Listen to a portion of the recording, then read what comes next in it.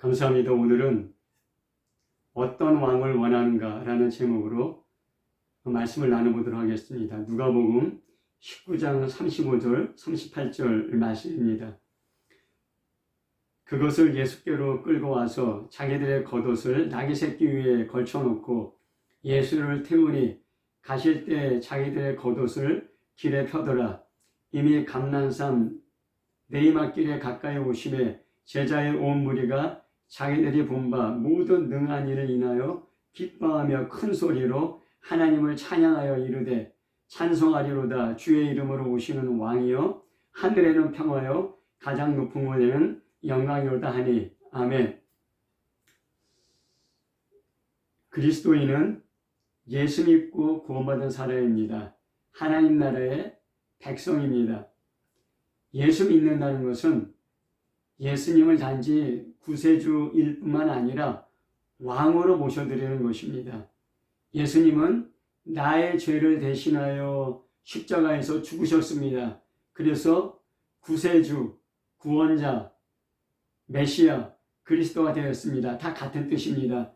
또한 예수님은 예수님의 피로 값주고 나를 사셨습니다. 그래서 주님, 왕이 되었습니다.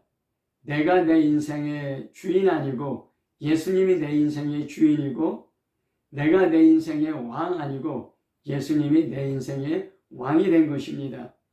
오늘은 종료주일입니다. 종료주일은 예수께서 십자가에서 죽으시기 위해 예루살렘에 왕으로 입성하신 날입니다.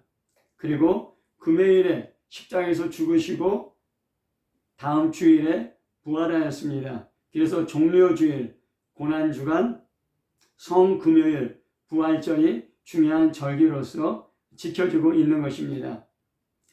2000년 전에 예루살렘에 입성하신 예수님을 사람들은 왕으로 찬양하고 환호하며 환영했습니다. 그러나 곧 유대 종교 지도자들의 선동에 의해서 예수님을 외면하며 십자가에 죽이라고 고함쳤습니다. 지금 예수님은 우리 마음에 왕으로 들어오시려고 합니다. 왕으로 들어오셨습니다. 우리는 그 왕을 환영하기도 하고 거절하기도 합니다. 예수님은 과연 어떤 왕이신지 우리가 그 내용을 살펴보도록 하겠습니다. 첫 번째로 예수님은 왕이십니다. 예수님은 우리의 구원주이실 뿐만 아니라 왕입니다. 그리스도인은 왕을 섬기기 위해 죄에서 구원받은 사람들입니다. 죄의 뿌리는 이기심입니다. 사람은 자신을 섬기려고 합니다. 자기 자신뿐만 아니라 다른 사람들도 자신을 섬겨주기를 바랍니다. 자기가 온 세상의 중심이고 왕이 되는 것입니다. 그러나 예수 믿는다는 것은 왕이 바뀌는 것입니다. 내 안에 혁명이 일어나는 것입니다. 충성의 대상이 바뀌는 것입니다. 내가 아니라 예수께서 왕이고 나에게 충성하는 것이 아니라 예수께서 충성하는 것, 그래서 이 내적인 혁명이 일어나는 것, 이것이 그리스도인의 믿음입니다.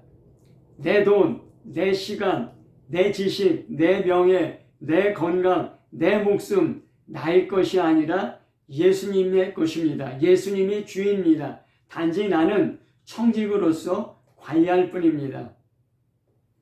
로마 시대는 다신교였습니다. 여러 가지 신을 믿고 또 숭배했습니다.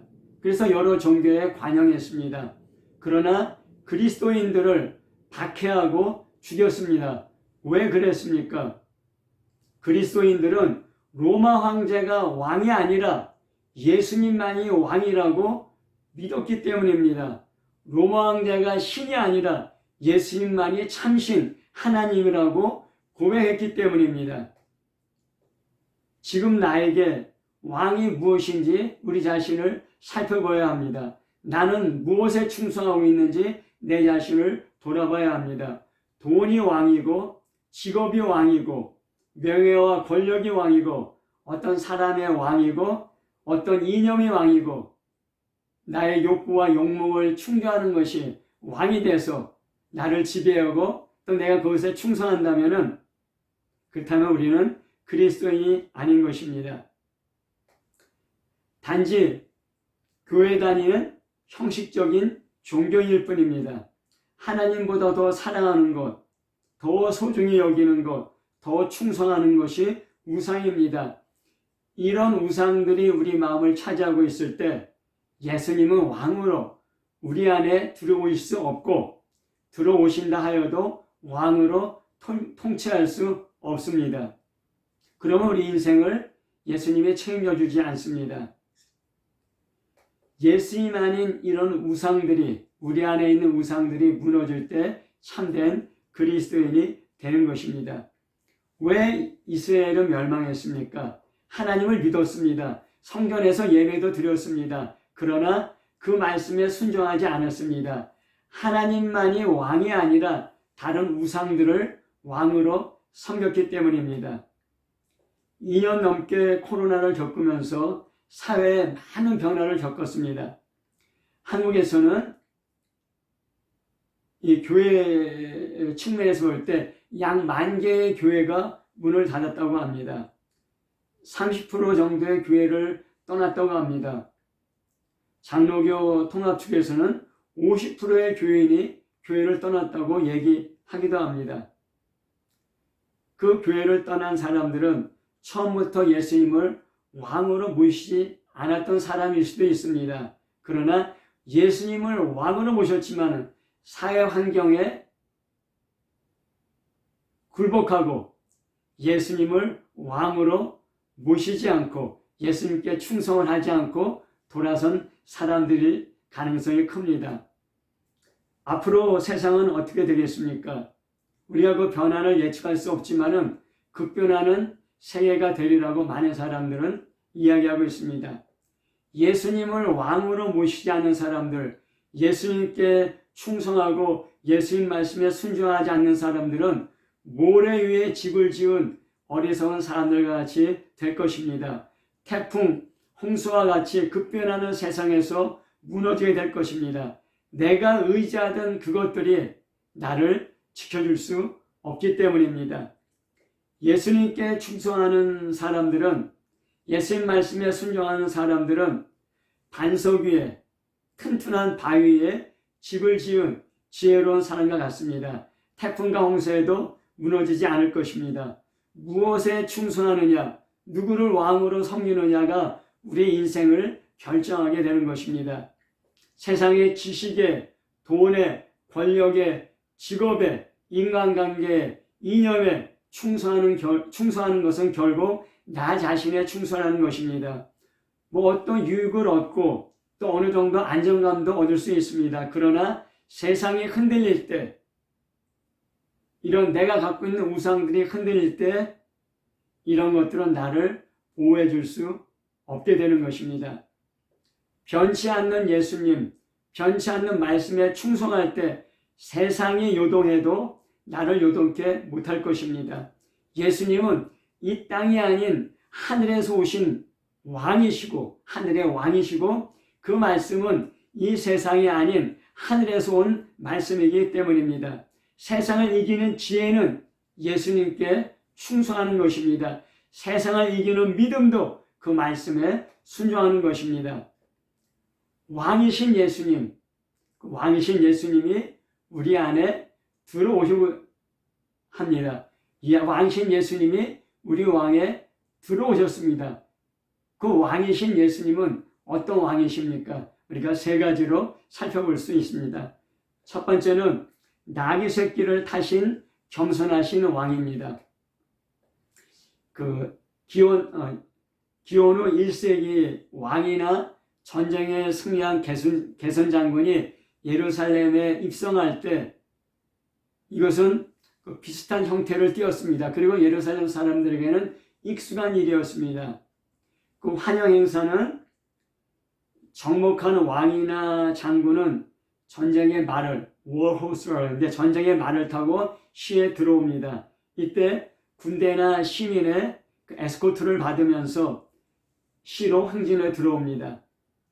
행진에는 찬양의 노래나 환호나 박수갈채가 뒤따릅니다. 그리고 행진의 그 여러 요소들이 왕이나 장군들의 권위를 드러내고 왕이나 장군들의 그 권세를 드러내게 합니다. 그리고 시에 입성한 다음에는 여러 의식들이 행해집니다. 뭐 성전에서 제사 드리는 것도 있고 그런 여러 의식들이 있습니다. 전쟁에 승리한 왕이나 장군은 위풍당당하게 큰 말을 타고 화려하게 장식한 말을 타고 입성합니다. 만약에 어떤 위대한 정복자나 왕이 조그맣고 어린 나귀를 타고 도시에 입성한다면 우스꽝스러운 일일 것입니다. 그러나 예수님은 크고 화려한 말이 아니라 어린 나귀를 타고 십자가에서 죽는 겸손한 왕으로서 입성하였습니다. 정복자가 아니라 섬기는 종으로 입성하신 것입니다. 오늘 말씀은 스가랴 9장 9절의 예언 말씀을 인용한 것입니다. 스가랴 9장 9절에 시온의 딸이 크게 기뻐할지어다. 예루살렘의 딸이 즐거이 부를지어다. 보라, 내 왕이 내게 임하시나니 그는 공의로우시며 구원을 베푸시며 겸손하여서 나귀를 타시나니 나귀의 작은 것 곧 나귀 새끼니라 하였습니다. 겸손은 남을 존중하고 자신을 내세우지 않는 태도, 남을 높이고 나를 낮추는 태도라고 이렇게 사전적으로 정의되고 있습니다. 성경 말씀을 보면은 겸손하게 나귀 새끼를 타신 예수님의 겸손이 그 여러 가지 모습으로 묘사되고 있습니다. 우리가 그 예수님의 그 겸손을 살펴보도록 하겠습니다.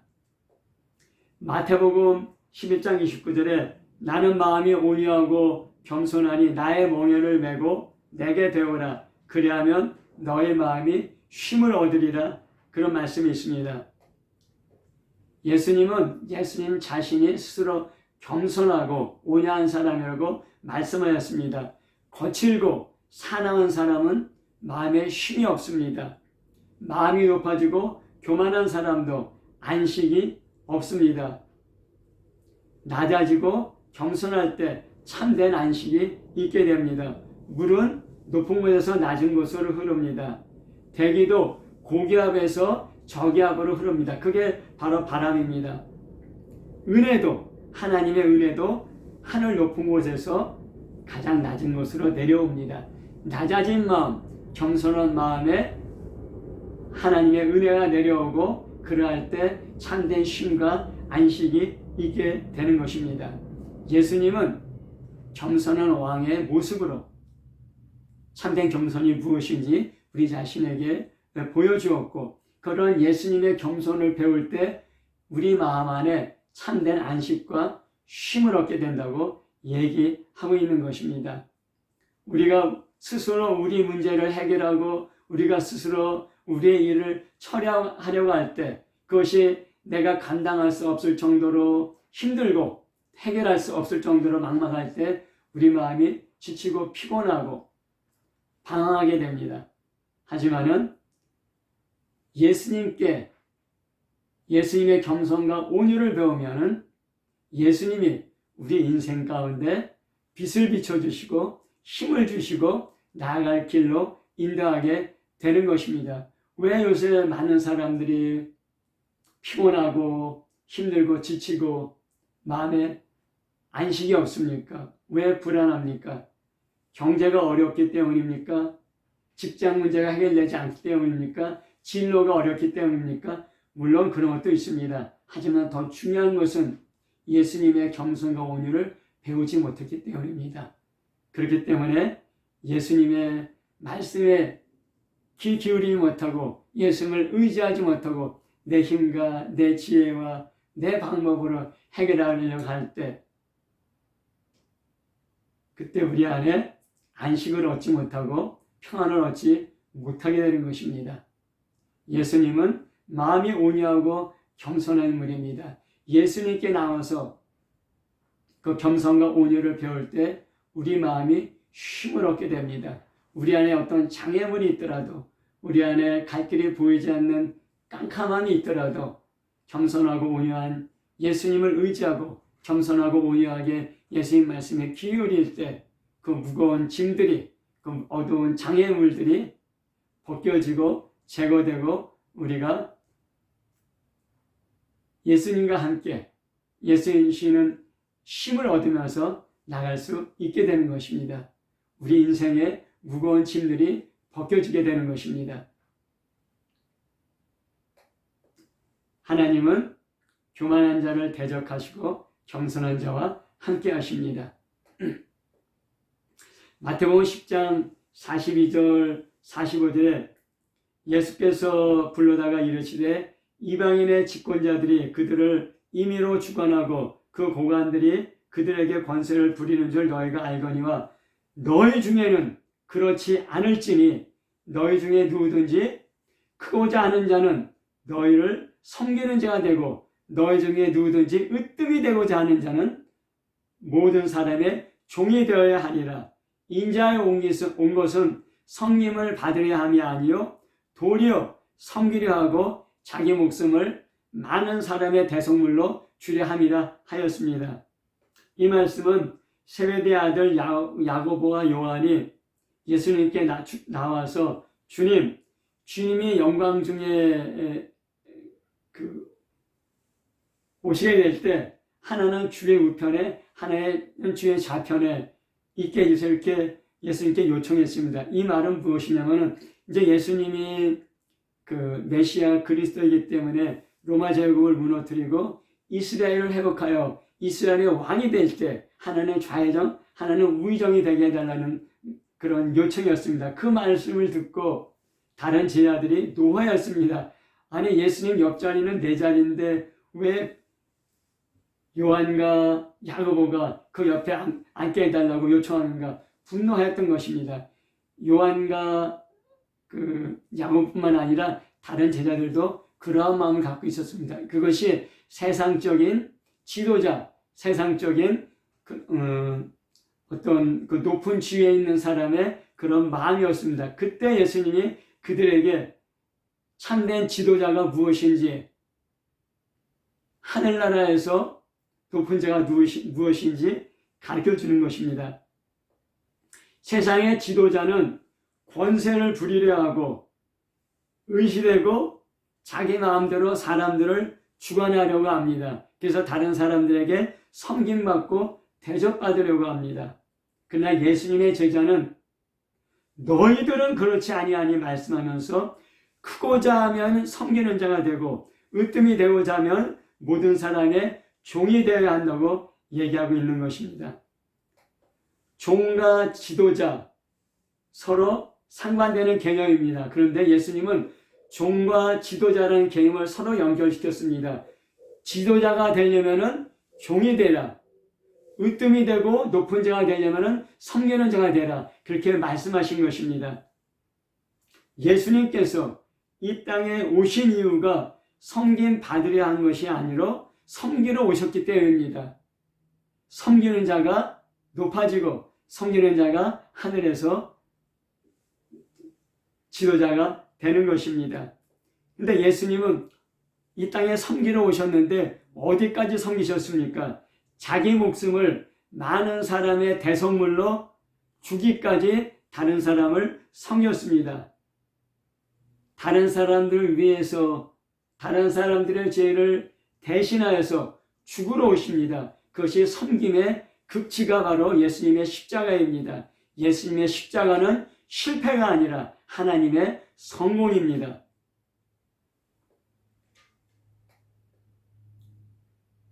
요한복음 13장 3절부터 5절 말씀에 저녁 먹는 중에 예수는 아버지께서 모든 것을 자기 손에 맡기신 것과 또 자기가 하나님께로부터 오셨다가 하나님께로 돌아가실 것을 아시고 저녁 잡수시던 자리에서 일어나 겉옷을 벗고 수건 가져다가 허리에 두르시고 이에 대야에 물을 떠서 제자들의 발을 씻기시고 그 두르신 수건으로 닦기를 시작하였습니다. 예수님이 그 십자가에서 돌아가기 직전에 마지막 만찬에서 있었던 사건입니다. 사막에서는 샌들을 신고 다닙니다. 그래서 발이 피곤하고 발이 먼지가 묻고 또 발이 더러워지기 쉽습니다. 그래서 집에 들어가면 가장 낮은 하인이 발을 씻겨줍니다. 예수께서 대야의 물을 가져오실 때 제자들이 긴장했습니다. 예수께서 대야의 물을 가져와서 베드로야 이 물로 내 발을 씻겨라 하면은 베드로는 그 제자 중에서 제일 서열이 낮은 사람이 되는 것입니다. 그래서 예수님께서 대야의 물을 가져와서 어떤 제자를 지명해서 네가 좀 발로 좀 씻겨라 하면은 그 사람은 가장 낮은 제자가 되는 것입니다. 제자들의 서열이 정해지는 것입니다. 누가 그 대야의 물로 예수님의 발을 씻길 것인가? 그런데 예수님이 그 대야의 물로 제자들의 발을 씻겼습니다. 예수님의 서열이 가장 낮게, 당시의 기준으로는 가장 낮게 정해진 것입니다. 제자들의 발을 씻기시는 예수님, 사람들의 발을 씻기시는 하나님, 자신을 낮추시고 섬기는 겸손한 본을 보여주셨습니다. 예수님은 겸손한 왕이십니다. 두 번째로 예수님은 능력의 왕이십니다. 누가복음 19장 37절에 제자의 온 무리가 자기들이 본 바 모든 능한 일로 인하여 기뻐하며 큰 소리로 하나님을 찬양하며 하였습니다. 그래서 능한 일은 두나미온이라는 말 썼는데 여기에서 다이너믹스라는 말이 파생이 됐습니다. 능한 일, 능력을 행한 일로 인하여 기뻐하며 큰 소리를 쳤습니다. 예수님이 많은 능력을 행하였습니다. 사람이 할 수 없는 그런 초자의 능력을 행하였습니다. 많은 기적을 행하였습니다. 예수님은 전능하신 능력의 왕이십니다. 소경을 고치고 문둥병을 깨끗하게 하고 수많은 병자들을 고쳤습니다. 죽은 사람을 살렸고 18년 동안 귀신 들려 꼬부라진 여인을 고쳤고 귀신 들려 무덤가에서 고립되어 고통당하는 사람들을 고쳤습니다. 폭풍을 잔잔케 하고 물고기 2마리와 떡 5개로 남자만 5,000명을 먹였습니다. 그런 기적들은 예수님께서 가는 곳마다 일상적인 사건이 되었던 것입니다. 세상에 수많은 종교 창시자들이 있습니다. 또 어떤 그런 종교의 깊은 경지에 들어간 사람들이 있습니다. 그런 사람들이 좋은 말 전하고 또 혹시 기적 같은 경우 일어난 기적을 일으킨 경우도 있습니다. 그러나 죄와 죽음에서 벗어나는 진리를 선포한 사람은 없습니다. 또 이러한 기적들이 일상적으로 일어난 경우도 없습니다. 오직 예수님만이 수많은 기적들을 일상적으로 매일매일 가는 곳마다 행하였습니다. 죄와 죽음에서 벗어나는 진리를 선포하였을 뿐만 아니라 예수님 자신이 죽음에서 부활하였습니다. 이것을 수많은 사람들이 목격하였고 기록되어 지금까지 전해지고 있습니다. 예수님은 사람의 몸으로 오신 하나님입니다. 예수 이름 외에는 구원이 없습니다. 요한복음 14장 6절에 예수께서 이르시되 나는 길이요 진리요 생명이니 나로 말미암지 않고는 하나님께 올 자가 없다고 하였습니다. 많은 사람들이 도에 대해서 진리에 대해서 생명에 대해서 나름대로 이야기했습니다. 그러나 아무도 자기 자신이 내가 길이고 내가 진리고 내가 생명이라고 말하는 사람은 없습니다. 예수님 자신이 길이고 진리고 생명이라고 담대하게 선포하였습니다. 예수님이 하나님이시기 때문입니다. 예수님이 전능하신 능력의 왕이기 때문입니다. 사도행전 10장 38절에 하나님이 나사렛 예수에게 성령과 능력을 기름 붓던 하였음에 저가 두루 다니시며 선한 일을 행하시고 마귀에게 눌린 모든 자를 고치셨으니 이는 하나님이 함께 하셨음이라 하였습니다. 예수님과 가장 가까이 생활했던 베드로 12 제자 중에 수혜자인 베드로가 보고서 경험한 고백입니다. 예수님의 수많은 기적을 네 마디로 요약합니다. 예수님은 착한 일, 선한 일 하셨다. 마귀에게 눌린 모든 자를 고치셨다. 어떻게 가능하였는가? 하나님이 나사렛 예수에게 성령과 능력을 기름 붓듯 부어주셨다. 하나님이 함께 하셨기 때문이라고 그렇게 고백하고 있는 것입니다. 지금까지 수많은 사람들이 살았지만 이런 능력 행한 사람은 없습니다. 예수님만이 초자연적인 전능한 능력의 왕이 되시는 것입니다. 세 번째로 예수님은 평화의 왕입니다.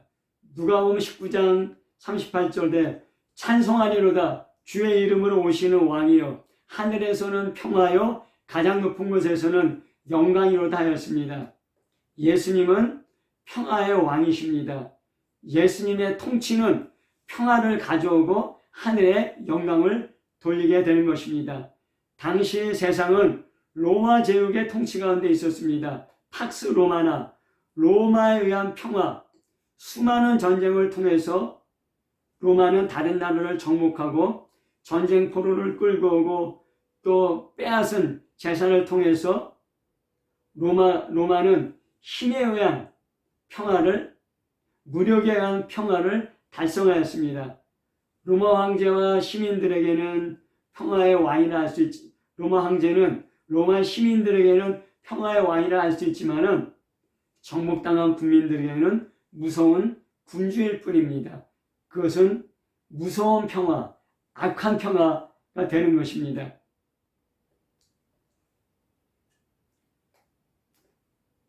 하지만 예수님에 의한 평화는 세상의 평화와 다릅니다. 죄와 사망, 그리고 그 뒤에 있는 마귀를 정복한 하늘의 평화인 것입니다. 이사야 48장 22절에 여호와께서 말씀하시되 악인에게는 평강이 없다 하셨느니라. 또 이사야서 57장 21절에 내 하나님의 말씀에 악인에게는 평강이 없다 하셨느니라 하였습니다. 악인에게는 평강이 없습니다. 악과 평화는 함께할 수 없는 것입니다. 가장 중요한 평화 중의 평화는 하나님과의 평화입니다. 죄는 하나님과의 평화를 깨트립니다. 하나님은 의로우시고 거룩하신 분이기 때문입니다. 또한 이 죄는 이웃들과의 평화도 깨트리고 자기 자신과의 평화도 깨트리게 됩니다. 아담과 하와가 하나님 말씀 불순종하여 먹지 말라는 선악과를 먹고 범죄하였습니다. 선악과를 먹자마자 곧 자기들이 벗었음을 느꼈습니다. 수치심과 부끄러움이 들어오게 된 것입니다.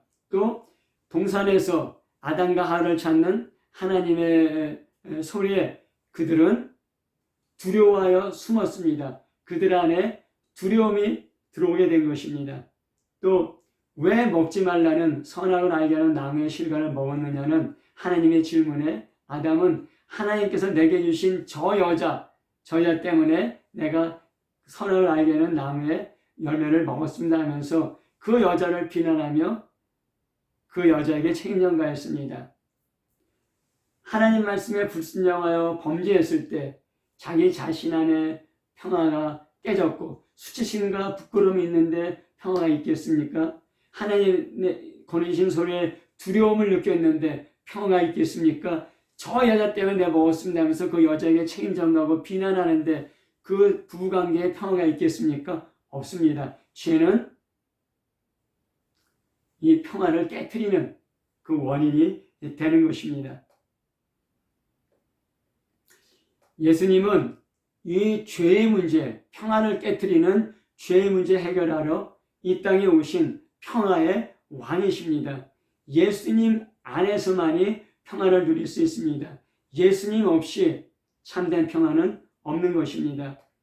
에레미야 6장 14절에 그들이 내 백성의 상처를 가볍게 여기면서 말하기를 평강하다 하나 평강이 없도다 하였습니다. 이스라엘 백성이 여호와 하나님을 버리고 우상 숭배하며 범죄하였습니다. 하나님 말씀에 불순종하며 거역했습니다. 죄에 빠지게 된 것입니다. 그래서 이스라엘이 평안을 잃어버리게 되고 바벨론이라는 나라에 침략을 받으면서 멸망의 그 위험한 순간이 있게 됐습니다. 그때 자칭 선지자라는 사람들이 백성들의 죄를 깨닫고 죄에서 돌이켜서 다시 하나님과 화평하게 하도록 그들을 권고했어야 되는데 오히려 그들은 죄와 죄로 말미암은 상처와 고통을 가볍게 여기면서 평안해 이제 평안해질 거야 하면서 오히려 그 백성들이 하나님과 평안한 길을 가로막게 된 것입니다. 그들이 머릿속에서 나온 그들에서 생각에서 나온 말로 오히려 백성들이 하나님과 평화할 수 있도록 죄를 깨닫고 돌이키게 하는 그 길을 가로막는 장애물이 된 것입니다. 평안해질 거야 죄는 놔두면서 평안해질 거야 한다고 평화가 옵니까? 결국 이스라엘은 바벨론에 멸망당하고 말았습니다. 죄를 버릴 때, 죄에서 깨끗해질 때 하나님과 평화, 이웃과 평화, 자기 자신과 평화할 수 있습니다.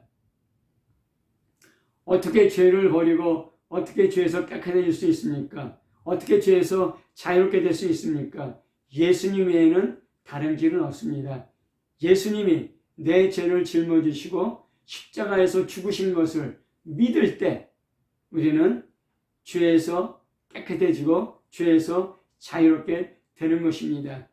예수님의 그 피로 우리 죄를 씻을 뿐만 아니라 그 피로 우리를 사게 되어서 평화의 왕이신 예수님의 백성이 될 때, 평화의 왕이신 예수님의 통치를 받게 될 때 우리가 평화를 누리게 되는 것입니다. 평화의 왕, 예수님께서 다스리는 나라는 평화의 왕국입니다. 예수님을 거절하면 평화도 없는 것입니다. 누가복음 19장 41절 42절에 가까이 오사 성을 보고 우시며 이르시되 너도 오늘 평화에 관한 일을 알았더라면 좋을 뻔하였거니와 지금 내 눈에 숨겨졌다 하였습니다. 예수님이 예루살렘에 가까이 오셔서 예루살렘 성을 보고 우셨습니다. 예수님이 우신 것은 이거는 보통 일이 아닙니다. 왜 우셨습니까? 예루살렘이 평화에 관한 일을 알지 못했기 때문입니다. 평화의 왕이 오셨다고 환호하였지만 예루살렘 종교 지도자들의 선동에 눈이 가려워졌습니다. 자신들이 생각하는 평화와 예수님의 생각하는 평화가 달랐기 때문입니다. 예루살렘 사람들이 기대했던 것은 로마 제국에서 해방되고 세상에 흩어졌던 이스라엘이 돌아오고 축복과 번영의 시대가 오는 것입니다. 이것이 예루살렘 사람들이 생각했던 메시아의 평화입니다. 그러나 예수님이 생각하셨던 평화는 사람들의 죄를 짊어지고 십자가에서 죽는 것입니다. 십자가에서 죽는 메시아가 평화의 왕이었던 것입니다. 이러한 평화의 일을 알지 못했고 그들의 눈이 가려졌습니다. 그래서 그들은 예수님을 외면하였습니다. 평화의 왕이신 예수님을 거절하고 거부하였습니다.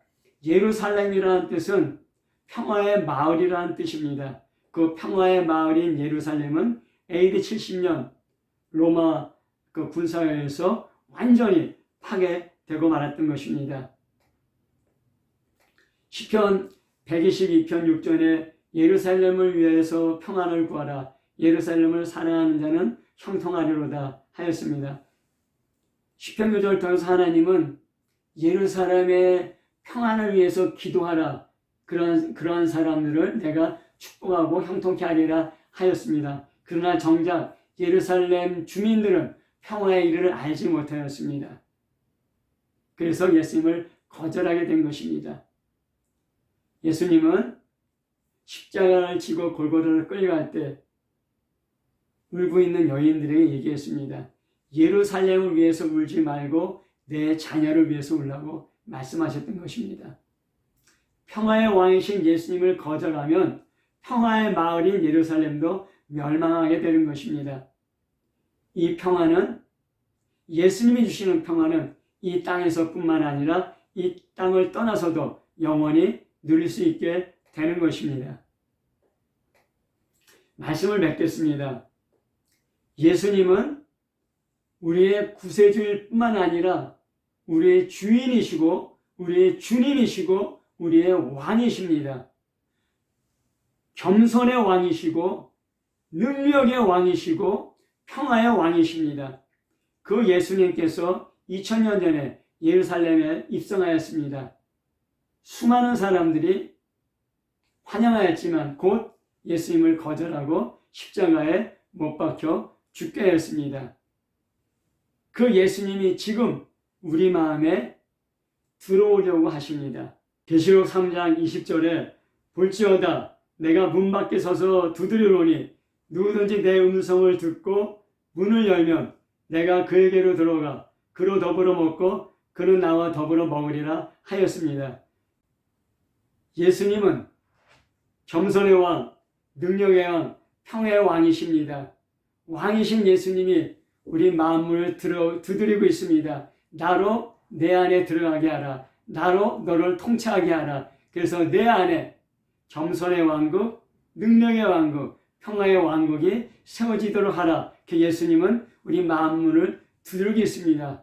또한 우리 안에 들어오신 예수님은 내가 너의 왕으로서 너의 인생을 통치하도록 하라. 그렇게 우리 자신의 마음을 두드리고 계십니다.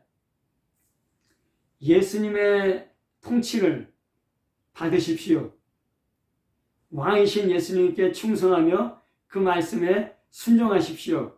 겸손과 능력과 평화를 맛보게 될 것입니다. 세상이 흔들 수 없는 겸손과 능력과 평화가 넘치는 왕의 백성 되시기를, 왕의 자녀 되시기를 예수 이름으로 축복합니다. 아멘.